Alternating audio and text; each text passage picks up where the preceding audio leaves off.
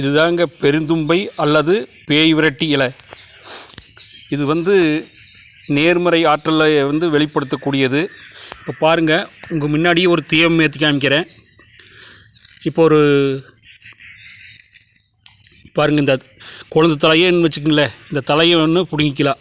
நல்லா பாருங்கள், பிடுங்கிட்டுமா? இது இப்போ தீயம் ஏற்றி காமிக்கிறேன்.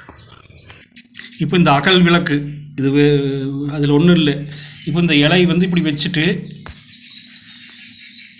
எண்ணெய் இது தீப எண்ணெய்.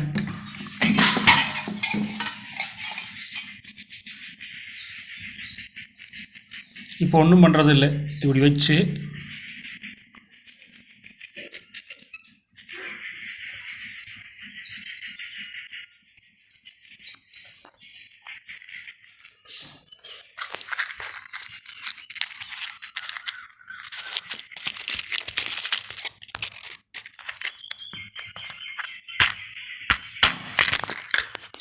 பாருங்க. இது